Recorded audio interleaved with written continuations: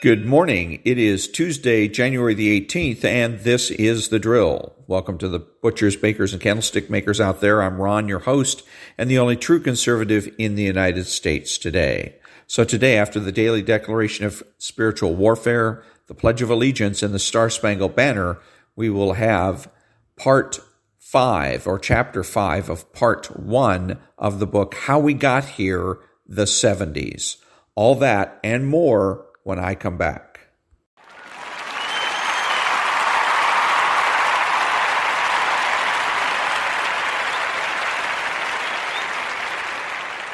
Thank you. And now the daily declaration for spiritual warfare for January the 18th. My child, remember that I am strong and mighty. I will scatter your enemies with my strong arm, and I have extended my right hand of faithfulness to you. My love and faithfulness will go before me and bless you because you have honored me as your God. I will lead you to walk in the light of my presence all day long. My favor will be your strength. Commit whatever you do to me, and I will establish your plans. I will cause everything to work out to its proper end. I will take pleasure in your honesty, and you will see the brightness of my face. For my favor will be on you like a rain cloud in spring. When you call upon me, I will arise and will have compassion on you, and I will show you my favor to you. Psalms 89, verses 1 through 29, Proverbs 16, verses 12 to 16. Prayer declaration. Father, I am calling to you. Look upon me with your great love and favor. I will praise your name in song and glorify you with thanksgiving. I will seek you, and I will place my hope in you. Amen. And that was the daily declaration for spiritual warfare for January the 18th.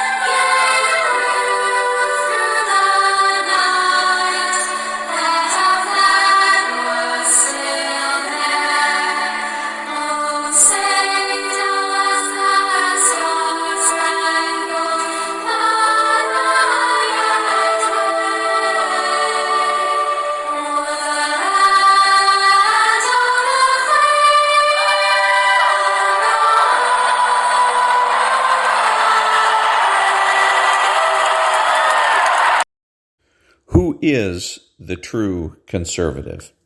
The true conservative is the person that understands that conservatism is not just about politics, but culture as well. He's the person that knows that there is no leadership in a constitutional republic. He acts like an adult. He is patriotic and uses common sense. He makes judgments, refuses to speculate, speaks clearly and definitively, and is not afraid to say no. He's open-minded, asking why rather than why not. He is consistent, credible, and influential, not ashamed of his existence, unafraid to learn or correct his mistakes. He is a normal American.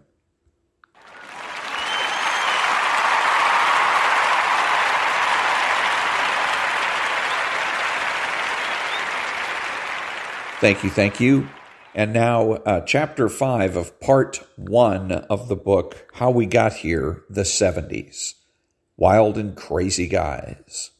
On Sunday, June 26, 1977, the Charlotte Observer published a stinging front-page inquiry into the finances of Charlotte's most famous resident, the evangelist Billy Graham. The newspaper's story charged that the Graham ministry had amassed a mysterious trove of $22 million in land, stocks, bonds, and cash, and went on to insinuate that Graham was connected to organized crime. Land owned by his ministry, the paper said, was secretly bought from a company whose president was reputed to have been in the business of helping mobsters disguise money they acquired illegally. The New York Times and the Associated Press picked up the story the next day. Soon, newspapers across the country were referring, as a matter of course, to Graham's Secret Fund. 5 books purporting to expose Graham were published over the next year and a half. In one book, he was accused of enriching himself personally and of offering a famous Jewish gangster $10,000 to come to Christ at a rally in Madison Square Gardens. Another book, a novel, featured graphic sex scenes involving an evangelist whose life was based upon Graham's. It would take months for the unexciting truth to emerge. The Observer's story was groundless. Graham's personal finances were austere. He took only a modest salary from the ministry, had turned down many lucrative proposals from television and the movies, and owed his own personal wealth to the good luck that had placed his parents' farm directly in the path of Charlotte's growth. The very large royalties from his 1977 bestseller, Angels, God's Secret Agents, were donated to his alma mater, Wheaton College. The $22 million secret fund had been amassed entirely unsecretively to build a Bible college in Asheville, North Carolina. The land had been bought in an equally above-board way for the college's construction. All of these facts had been readily available to the editors of The Observer. It made no difference. Billy Graham was the biggest icon in the town of Charlotte, and so it was under his nose that the local newspaper felt compelled to draw a mustache. Media organizations are susceptible to fashion, to put it mildly, and the fashion of the 70s was investigative journalism. No longer would reporters brainlessly transcribe the events of the day. Instead, like Woodward and Bernstein, they would go hunting for big game. They would track down wrongdoers, bag them, collect Pulitzers, and get rich. And if a few innocent reputations were besmirched along the way, well, that's what the correction columns were for. It even made a kind of business sense. Newspapers were a troubled industry in the 1970s. New York began the decade with 4 dailies and ended with 3. Chicago started with 3 and finished with 2. Los Angeles sank from 2 to 1. Even the nation's capital would have been reduced to a monopoly town had Sun Myung Moon not been able to afford to lose tens of millions of dollars a year subsidizing the Washington Times after the 1981 demise of the Washington Star. If newspapers were to survive in the television era, they needed a distinctive niche, and investigation promised to be it. Or, so the paper's editors said when their publishers ventured into the news floor to complain after enduring a particularly withering evening at the country club. Investigative journalism was not, however, fated to remain a newspaper exclusive. As television cameras shrank in size and weight, television news became more mobile and adventuresome. Television went to war in Vietnam, broadcast police dogs and truncheons from Birmingham, showed the world the murder of Robert Kennedy, and flew to the moon with Neil Armstrong. In the mid-60s, television for the first time outdistanced newspapers as the most trusted source of news. By 1975, more than 1/3 of all Americans said they relied exclusively on television for their news. Back in a minute.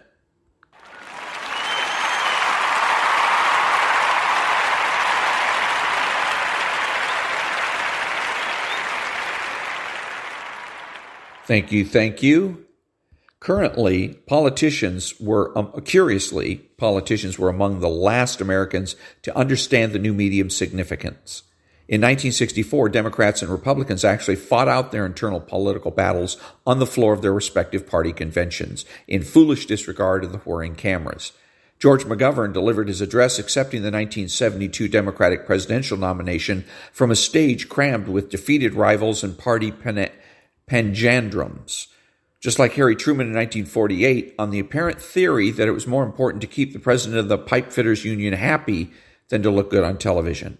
4 years later, the Democrats had cleared the thick-necked union bosses and the glum losers off the stage, but they had not yet learned to check their camera angles.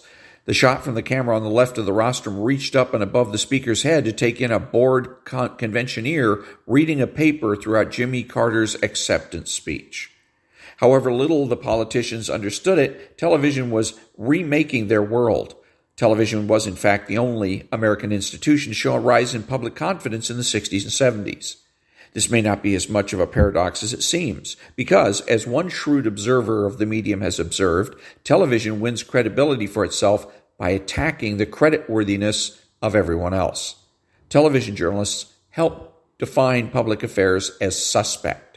In effect, they direct suspicion away from themselves to other persons and institutions. They have assisted the audience to project their mistrust and to select targets for their mistrust. Hence the slogan of a local television station in my town and a good many others, Channel 7, we're on your side. Nothing on television worked harder to spread mistrust than the revolutionary public affairs show 60 Minutes, which first aired in the fall of 1968. 7 years later, it was the most watched show on television, the first and only public affairs show to win the fantastically lucrative number one slot. 60 Minutes pioneered almost every one of the techniques of television investigative journalism: the carefully re-edited interview, the surprise gotcha visit to a malefactor's home or office, the hidden camera, the rejection of any pretense of objectivity. Week after week, it treated America to the crimes and misdeeds of its two favorite targets, the Pentagon and big business. Land fraud in Arizona, the evils of nuclear power, game show cheating, Tupperware's manipulative selling techniques, the abusiveness of credit checks, phosphate mining, unsanitary conditions in slaughterhouses, carcinogens in hair dye, on and on. The roster of villainy went. By the late 1970s, the other networks were all desperately producing their own imitations of 60 Minutes, and local television was replicating its techniques. Australian television created a 60 Minutes of its own, mimicking the original's methods, anti-corporate outlook, and even its name and similar knockoffs with similar points of view. It could be seen on British and Canadian broadcasting corporations. Possibly, though, it was less the content of the television of the 70s that fanned public distrust than it was the style. Possibly Mike Wallace mattered less than comedian Steve Martin. Martin was a deceptively ordinary-looking man, conservatively dressed, his prematurely white hair cut short, who wore silly hats, told almost painfully unfunny jokes, and yodeled at his audience in an unspecifically foreign accent. I am a wild and crazy guy. The point to Martin's act was that his material was excruciatingly unfunny, and that he knew it and expected the audience to know it too. Television critics like to say that Johnny Carson was better than his material, but Carson at least had material. Martin invited his audience to laugh at the old-fashioned vaudeville corniness of the assumption that any modern American might conceivably be amused by material. Elevated to stardom by frequent guest appearances on Saturday Night Live, the hippest program on air in the mid-1970s, Martin taught a whole generation of young people the distant, cool, ironic sensibility summed up by the gesture he popularized, the forefinger drawing of a double quote marks in the air. In the 1960s, chat shows aimed at big audiences invited onto their chairs and sofas show business figures, of course, but also novelists, adventurers, and explorers, politicians, even academics. And when these figures from the land of real life ventured onto the television stage, something remarkable by our lights happened. They were treated with something very like dignity. They're expected to be amusing, of course, but they were not regarded by host and audience alike as intrinsically ridiculous figures who could command the camera's affection only if, like Bob Dole on The Letterman Show after his 1966 election defeat, they consented to act the buffoon. The television of the 70s taught its audience that nobody was entitled to that sort of respect, least of all the ludicrous big shots who once imagined they could take it all for granted. And that was chapter 5 of part 1 of the book called How We Got Here, the 70s.